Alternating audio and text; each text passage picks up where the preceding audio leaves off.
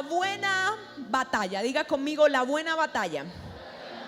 Segunda de Timoteo capítulo 4 versículo 7 dice lo siguiente: he peleado la buena batalla. ¿Podríamos leerlo juntos? ¿Me acompañan a leerlo juntos? A la cuenta de 3 están las pantallas. 1, 2 y 3.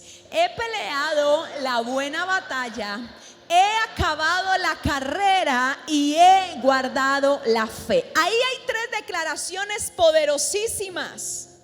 Si hablara de las 3, voy a tardar 3 domingos en darla. Así que solamente voy a hablar de la primera declaración que dice: he peleado la buena batalla. Y ayer que oraba por esta palabra, me determinaba en mi corazón que quería con toda mi alma terminar los últimos días de mi vida con esta declaración. Y así pasó con Pablo. Pablo es un discípulo de Jesús que no estuvo como discípulo mientras Jesús estuvo en la tierra, pero su vida fue transformada tiempo después. El Señor se le aparece, se le revela cuando él iba en camino a una de sus misiones, que era atacar a los cristianos. Tremendo Pablo.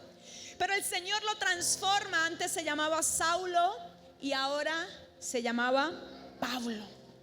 Pablo se cree que es el predicador o el apóstol de los gentiles. ¿Quiénes son los gentiles? Todos los de las otras naciones que no sean judías. Así que nosotros hacemos parte de ese combo de los gentiles. Pablo, cuando escribe esta carta de segunda de Timoteo, la mayoría, se cree que el 80% del Nuevo Testamento lo escribió Pablo. Diga conmigo, wow. Sorpréndase un poquito. Así que Pablo era un hombre tremendo. Pero esta carta de segunda de Timoteo fue su última carta. Él creía, él ya estaba convencido que su vida le quedaban pocos días.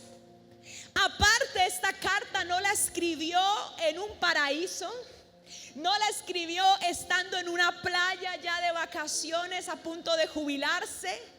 Esta carta se la escribe a uno de sus discípulos favoritos, que era Timoteo. Y Pablo se encontraba en la cárcel. Así que, iglesia, le invito a que si usted tiene la oportunidad de leer toda segunda de Timoteo, lo pueda hacer en su casa, porque es realmente sorprendente. Volvamos a segunda de Timoteo después de dar esta introducción. El versículo 7 de capítulo 4 está diciendo: he peleado la buena batalla. ¿A qué se referirá el apóstol Pablo cuando dice que una buena batalla? ¿De qué batalla está hablando? Y te voy a decir de qué batalla no está hablando Pablo. Pablo no está hablando de esa batalla que a veces nosotros vivimos a veces con una actitud de reacción. Vivimos con los guantes puestos. Creemos que la vida solo es un ring en el que yo tengo que defenderme todo el tiempo. Nosotros hemos conocido, yo sé que tú también has conocido gente que uno dice no se le puede hablar porque siempre tiene una piedra en la mano. Ese tipo de batalla no está hablando el apóstol Pablo. Tampoco está hablando de que el campo de batalla de tu vida es tu hogar, es tu casa. A veces creemos que nuestros hijos son nuestro objetivo en el ring de boxeo. A veces creemos que nuestro esposo, nuestra esposa, nuestra casa es el ring de boxeo de nuestra vida. Y no es así. Mire a la persona que está a su lado y hágale así: no. Dígale: ellos no son tus enemigos. Ahora abramos un contexto que quiero que lo pongamos hoy en perspectiva. Y es el siguiente: cuando tú naces, cuando nosotros como seres humanos nacemos, y aún más cuando aceptamos a Jesús como nuestro Salvador, inmediatamente tenemos un enemigo que quiere destruirnos. Inmediatamente tenemos un enemigo que quiere destruir la imagen de Dios en nuestra vida. Así que podemos decir que la batalla no es contra carne ni contra una persona. Vamos a ir a Primera de Juan capítulo 2 versículo 15. Yo te la voy a leer en la Reina Valera porque me gusta lo que dice en esta versión. Primera de Juan capítulo 2 versículo 15 y 16 dice de la siguiente manera. Dice: no améis al mundo ni las cosas que están en el mundo. Si alguno ama al mundo, el amor del Padre no está en él. Porque todo lo que hay en el mundo, los deseos de ¿qué? Los deseos de ¿qué más? Y la vanagloria de la vida no provienen del Padre, sino del mundo. Ahora, este capítulo no lo está escribiendo el apóstol Pablo, pero sí lo escribe el apóstol Juan. ¿Y por qué hablo de los dos? Primero voy a volver a Pablo. Pablo es alguien que, aunque no vivió con Jesús en la tierra específicamente, él se cree que tuvo la mayor revelación acerca de la cruz. O sea, él entendió que sí, en el momento que nacemos de nuevo, hay una guerra contra nuestro principal enemigo, pero él entendió que la cruz conquistó lo que nosotros humanamente no hubiéramos podido conquistar. Por eso Pablo en Gálatas 2:20 dice: con Cristo estoy juntamente crucificado. Ya no vivo yo, mas Cristo vive en mí. Pero ahora, ¿por qué toco la carta de Juan? Porque el apóstol Juan fue usado específicamente para revelarnos cuáles son nuestros enemigos. Y primero de Juan hay tres cosas o tres enemigos los cuales debemos vencer, y los debemos vencer nosotros mismos. Ahora, cuando hablo de la buena batalla, quiero decirte algo. Nuestro principal enemigo, aunque se cree que es nuestro opositor, el diablo, nuestro principal enemigo, mi mayor enemigo, es el yo. ¿Alguien lo entendió? Mire esto. Toda la raza humana, automáticamente el ser humano, cuando entra en pecado, entramos en una corriente llamada naturaleza pecaminosa. Y si no, pensemos en este ejemplo. Nadie le enseña a nuestros hijos a portarse mal. Ellos por naturaleza tienden a portarse mal, y nosotros como padres tenemos que enseñarles a portarse bien, porque hay una naturaleza. Diga conmigo: naturaleza. Y esa naturaleza está inclinada a hacer las cosas que están mal. ¿Por qué tantas luchas? ¿Por qué tú de pronto dices: pastora, me cuesta avanzar?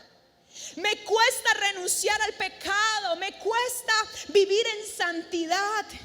Y sabes, la respuesta está en esto, y es porque no hemos conquistado la buena batalla, que es conquistar el yo, o sea, a mí mismo. A mí mismo. Así que el yo se divide en tres ramas. ¿Están listos, iglesia? La primera rama es el deseo de la carne. La segunda rama es el deseo de los ojos. Y la tercera rama es la vanagloria de la vida. ¿Pueden repetirlo conmigo los tres? ¿Cuál es la primera rama? El deseo de la carne. ¿Cuál es la segunda rama? Y la tercera, la vanagloria de la vida. Es decir, el orgullo. Diga conmigo: ay, ay, ay. Y te la voy a explicar las tres ramas del yo con tres personajes bíblicos que todos conocemos y podemos sacar provecho en esta hora de cada uno de ellos. El primer personaje que quiero traer en esta mañana se llama Eva. Ella estaba en el paraíso.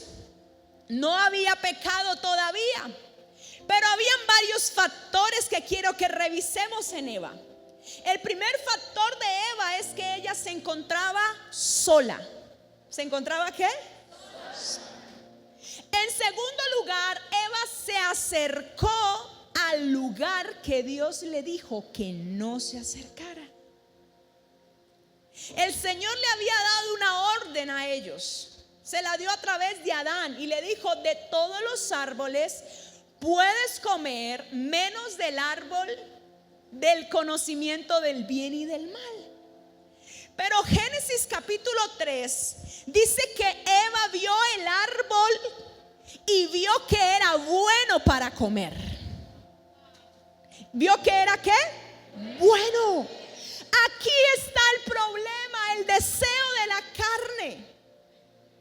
Pongamos en contexto algo más para entenderlo. Dios nos creó como seres humanos, espíritu, alma y cuerpo. Y la mayor batalla es en esas tres áreas, especialmente en el cuerpo. Así que la primera batalla que tiene que enfrentar Eva tiene que ver con su carne. Tiene que ver con comer el fruto que no podía comer. O sea, ¿cuál es el problema de Eva? Que lo deseó sabiendo que no podía comer. Vayamos a David, el rey David. El rey David era alguien que tenía absolutamente todo. Era alguien que era guerrero, era alguien importante y era conocido como alguien conforme al corazón de Dios. Pero resulta que en una batalla, en una de esas batallas diarias, estaba acostumbrado. David era un hombre de guerra. Él estaba acostumbrado a la guerra. Pero David también cayó en el deseo de la carne, porque en un tiempo en donde debería estar en guerra, su carne le dijo: descansa. Hoy no salgas, qué pereza. Llevas muchas guerras anteriores, hoy no salgas. Y sabes, iglesia, la carne siempre te dirá lo contrario a lo que Dios quiere que hagas. La carne te dirá: ¿para qué oras si ya oraste ayer? ¿Para qué lees la Biblia si ya la leíste hace una semana? ¿Para qué? ¿Para qué si te hace sentir bien? Hazlo. Eso te dice la carne. Y muchas veces me atrevo a decir, obviamente no quiero juzgarte y no vengo aquí para juzgarte, sino para mostrarles una salida. Pero muchas veces esas situaciones que estás viviendo, esas adversidades que estás atravesando, no son culpa de Dios, sino porque cediste al deseo de la carne. Porque ¿qué? Cedimos al deseo de la carne. Y si David, siendo un guerrero, siendo alguien conforme al corazón de Dios, cayó, ¿cuánto más cuidado debemos tener nosotros? Pero voy a hablarte de un tercer personaje, y es Jesús. Él fue 100% Dios, pero también 100% hombre. Conocemos que Jesús ayunó durante 40 días y 40 noches. Al finalizar los 40 días tuvo hambre. Y el diablo se le presentó por la carne y le dijo: tú tienes hambre, pues convierte esas piedras en pan. Pero Jesús sabía que no había llegado su hora y no se dejó atrapar por el deseo de la carne. Y sabes, iglesia, quiero que tú sepas esta verdad, y es que el diablo siempre buscará atraparte por lo que tú necesitas satisfacer de tu carne. Alguien está conmigo, ¿verdad? Por lo que necesitas. Ahora vayamos a la segunda rama, y son los deseos ¿de qué? De los ojos. Cuando habla la Biblia de los deseos de los ojos, esto representa el alma, pensamientos, emociones, decisiones. La Biblia dice que Eva primero vio que el fruto del árbol era bueno para comer. Eva lo vio, primero entró por sus ojos. Qué interesante eso, ¿cierto? Y cuando comenzó a ver, empezó a codiciar, a querer lo que no debía tener. Ahí comenzó el problema de Eva. ¿Qué pasó con David? David también cayó en el área de los deseos de sus ojos.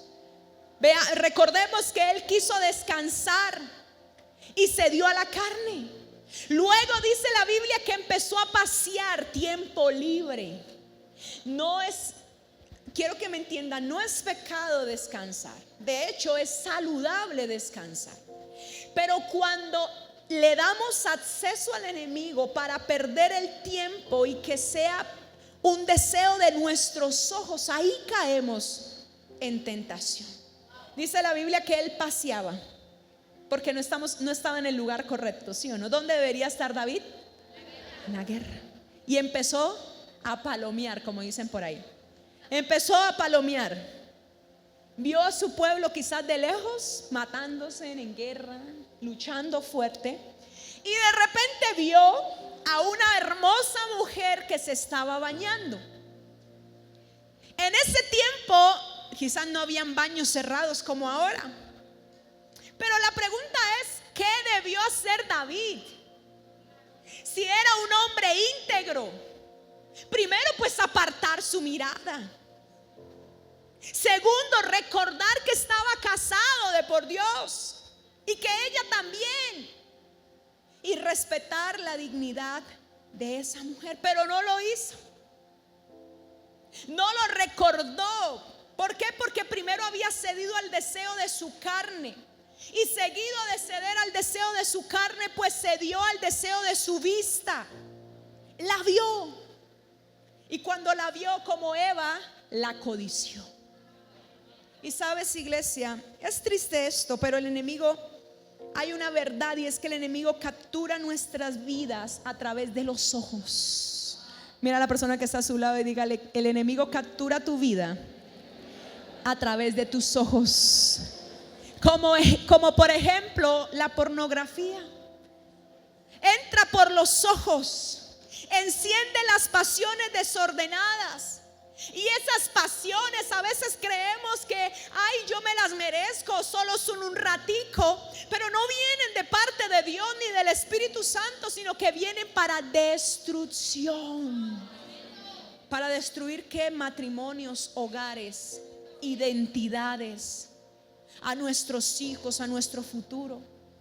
Pero como hoy no todo es triste, ahí entra Jesús en escena. ¿Cuánto les gusta que Jesús entra justo a tiempo a todas las escenas de nuestra vida? Jesús es el hombre perfecto, el ejemplo perfecto de la victoria sobre el yo.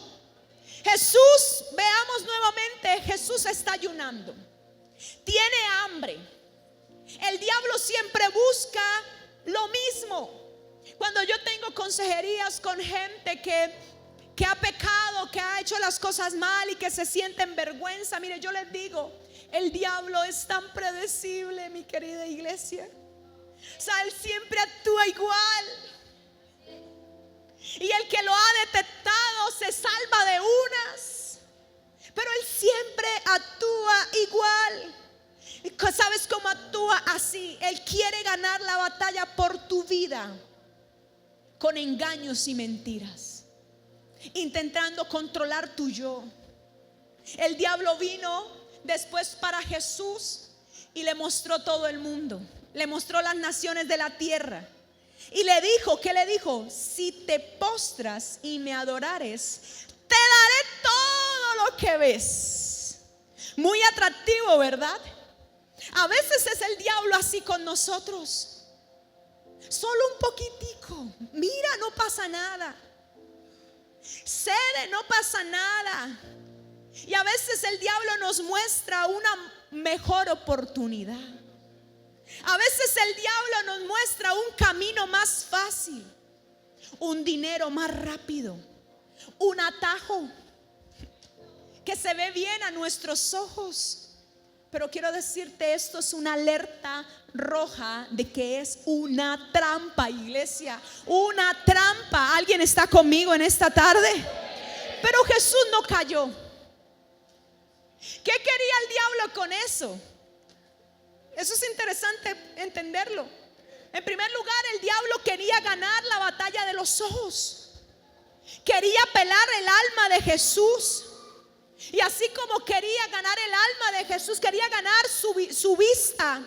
Igual pasa con nosotros. Él quiere ganarnos en nuestros pensamientos, en nuestras emociones, en nuestros deseos desordenados. Y así comenzamos a pelear la batalla de nuestra vida. Jesús sabía, lo que quería el enemigo era que Jesús codiciara lo que el Padre todavía no le había entregado. Y a veces la guerra en nuestros ojos o el deseo de nuestros ojos empieza con las insatisfacciones de nuestra vida. A veces decimos: Señor, pero ¿por qué con él sí lo haces y conmigo no? Aquellos que están casados, ¿hay alguien aquí felizmente casado, hombre, mujer? Uy, quienes no respondieron bien, tienen que invitar a una cena cuando salgan de acá. ¿Hay alguien felizmente casado aquí? A ver, que respondieron un poquito mejor. Pero pasa con el deseo de los ojos. Caemos en el deseo de los ojos por insatisfacciones también. Aquellos que están casados, porque a veces vemos o ven otra mujer, otro hombre fuera de su hogar, porque hay insatisfacción. O porque a veces los que no están casados caen en fornicación, porque caen en ese problema antes del matrimonio, porque quieren algo que todavía no se le ha sido entregado. Están aquí conmigo, ¿verdad? Y la tercera rama es la rama de la vanagloria de la vida, o sea, el orgullo. Y de esto quiero que podamos hacer un resumen de lo que hemos hablado para que lo entendamos. El deseo de la carne, iglesia, siempre nos impulsa a hacer lo que queremos, a buscar placer sin medida. O sea, la carne dice: si quieres sentir placer, hazlo. Es tu vida, es tu cuerpo, son tus ojos. Y hoy muchas personas son víctimas de esos deseos carnales, que busca simplemente la carne satisfacer solamente eso, el cuerpo, las emociones que son pasajeras. Por otro lado, el alma justifica ciertas acciones diciéndonos: no hay nada malo en mirar. No hay nada malo, no estás haciendo nada malo, solo estás ojeando un poquito. Pero esto, querida iglesia, es una mentira del diablo para engañarnos y abrir la puerta a la tentación. Pero la buena noticia es que Jesús ha roto esas cadenas. ¿Alguien puede decir amén a eso? Yo no sé si alguien me está entendiendo de verdad, pero hay una buena noticia, y es que en la cruz encontramos una oportunidad para vencer. Pero lo último que vemos en este enemigo llamado el yo es la vanagloria de la vida, que está en el espíritu. Recordemos que somos espíritu, alma y cuerpo. Cuando Eva escuchó la voz del diablo, él no solamente tentó su carne, él no solamente jugó con sus ojos y con su mente, él quería afectar su alma, diciéndole o haciéndole creer: no es tan malo como parece. Lo que pasa es que el Dios es envidioso. Eso no lo dice la Biblia, pero casi. Es que Dios no quiere que ustedes tengan más sabiduría, sean más sabios. Así que colocó esa idea en el corazón de Eva. Quizás ella pensó: yo seré más sabia porque comeré del árbol del conocimiento del bien y del mal. O sea, seré como Dios. Si se dan cuenta la raíz. Esto nos muestra que la raíz de la tentación no es solamente el deseo de la carne, sino el problema está en el orgullo de nuestra alma.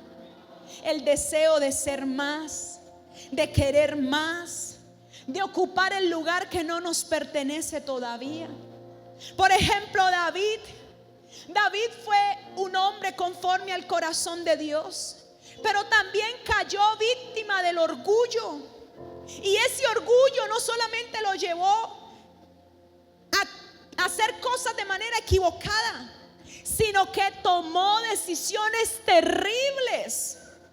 David se dijo a sí mismo: yo soy el rey, yo puedo hacer y deshacer, yo puedo hacer lo que yo quiera. Así que codició a una mujer, la trajo al palacio, era casada, cometió adulterio con ella, ella quedó embarazada. Y aún así, David en su orgullo creyó que podía esconder lo que había hecho. ¿Alguien se está dando cuenta de lo que está pasando aquí? Él quería ocultar. ¿Qué hizo David? El orgullo de David le dijo que debía actuar para que su pecado no fuera descubierto.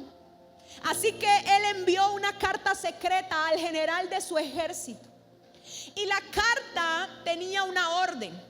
La carta decía que Urías, que era el esposo de la mujer con la que él pecó, decía la carta que Urías debía ser puesto en la posición más peligrosa de la guerra para que muriera.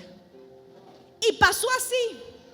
El diablo entró en la vida de David por medio del orgullo. ¿Y cuál es ese orgullo? El querer tapar su pecado con más pecado. El orgullo es el que te dice: ¿para qué lo intentas? Sigue tapando esa mentira con más mentira, con más mentira, con más mentira. Pero yo quiero decirte algo, iglesia, y con esto voy a terminar. Por eso amo la celebración de 5 de la tarde. ¿Seguimos o paramos? Pero les cuento algo, iglesia, mañana tenemos ayuno y va a ser en este lugar. Y hace rato no tenemos empoderamiento, así que la vamos a gozar con toda. Pero termino con esto, concluyo la prédica con esto. Ni el deseo de los ojos, ni la vanagloria, ni el orgullo tiene poder en tu vida cuando decides pelear la buena batalla de tu vida. Ahora escúchame algo, tú lo estás entendiendo. Pero lastimosamente vemos una generación que está perdiendo la batalla de su vida, de su familia, del propósito de Dios para cada uno de ellos. ¿Por qué? Porque no logran vencer estos 3 deseos. No lo logran. Y esta es la buena batalla, iglesia. Yo prefiero pelear esta batalla que pelear afuera una batalla que no me pertenece.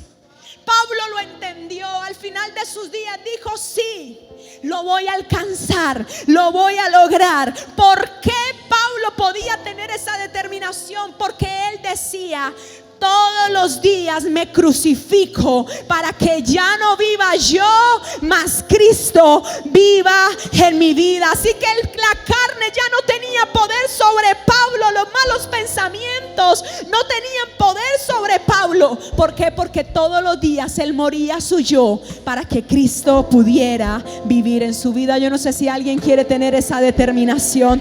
Alguien que pueda ponerse de pie. Escúchame, iglesia. La carne, los deseos, la vista, tu vanagloria, tu orgullo ya no tiene poder, ya no te pueden dominar, porque tú has decidido por Jesús. El Pablo antes de Cristo, ese Pablo que quería las cosas de la carne, ese Pablo que se entregaba a lo incorrecto, que tenía sus propios planes, sus deseos, ya no existía. Y no porque hubiese muerto de manera física, sino porque él entendió el poder de la cruz. Iglesia, escúchame, la buena noticia para The Church Latinoamérica, para Piedecuesta, para Bucaramanga, para Santander, para Colombia, para Latinoamérica, es que tenemos un Salvador. Vamos, yo no sé si alguien lo entiende. Tenemos a Cristo Jesús y Él es la verdadera victoria. Él es nuestra buena batalla. Él es nuestra buena batalla. Que ese yo ya no viva más en nosotros, sino que Cristo viva en nosotros. ¿Alguien está listo para recibir esa revelación de Cristo? Levanta tus manos al cielo y dígale: Señor, hoy yo quiero conocerte más, porque ahora yo quiero que Cristo viva en mí. ¿Qué tal si lo declaras? Levanta tu voz porque vamos a adorar con libertad. Hoy hay vida en este lugar. Hoy va a haber revelación de la cruz en tu vida. Y hoy es una buena oportunidad, porque estamos en Santa Cena, como un recordatorio de que Él es nuestra buena batalla. Él es nuestra buena batalla. Cristo es tu verdadera victoria. Deja de pelear contigo mismo. Deja de pelear con tus debilidades. Y dígale: Señor, hoy me entrego a ti. Levanta tu adoración. La luna entristeció, el sol se apagó, cayó el Salvador del mundo. Su cuerpo en la cruz, su sangre derramó el peso del pecado sobre él. Él está en este lugar para hacerte libre. Así que levanta tu adoración y dile: Señor, menos de mí, más de ti, Señor. Al fin el suspiro, el cielo lo ignoró, el Hijo descendió en tinieblas. La guerra en el Seol, la muerte derrotó, el infierno fue al fin vencido. Ay, Cristo, tú eres nuestra verdadera victoria. Declara